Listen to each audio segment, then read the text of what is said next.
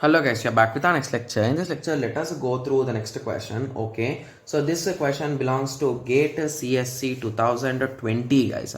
The given question is consider the following statements about the functionality of an IP router based protocol. Okay, so we are talking with respect to router based protocol. Okay, so the options are, the first part says that a router does not modify the IP packet during forwarding. So the first step is, so whenever a router is forwarding an IP packet, so it can reduce TTL, which is going to affect CRC. So which is going to affect, okay, so again this is, sorry, CRC, yeah, checksum, sorry, basically, so checksum, and this checksum could also affect the length, and which also could affect, I think it will also affect that particular thing, right? So what it is called as, just give me a second. Okay, yes, it will also affect a fragment offset.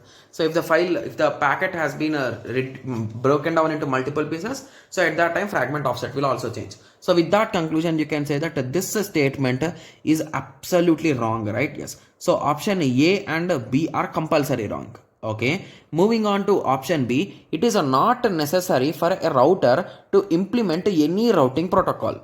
Okay, so assume that you are having a router and it is having only one input and only one output. So at that time, do it need any kind of routing algorithm, guys? It is going to give that particular property for some others, right? Yes. So with that conclusion, you can say that this option could be correct. Moving on to the next option, that is a router. Okay, so and one more thing is, so if your particular router is a static router, guys, so at that time routing and all those things are not needed, right? Because this is already having the data what to do. So with that understanding also it can work. So with that understanding, I can confidently say that B will be correct. Okay, moving on to option D, a router should reassemble IP fragment if the MTU of outgoing link is larger than the size of the incoming IP packet. Okay, so what exactly this is saying is, so assume that I received a packet which is of 200 bytes, okay, and I am having a network and my network output is 1000 bytes.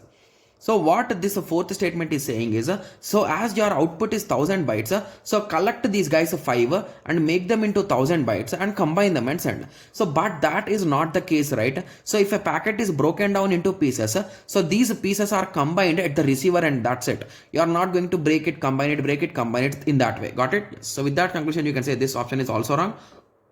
So with that, D is the correct answer. Got it? Yes. So this is also a type of theoretical question. So I hope everyone got a clear idea, right? Yes. So in the next lecture, let us continue with the next question. Thank you. Thanks for watching. Like, share and subscribe for more awesome videos like this. Thank you.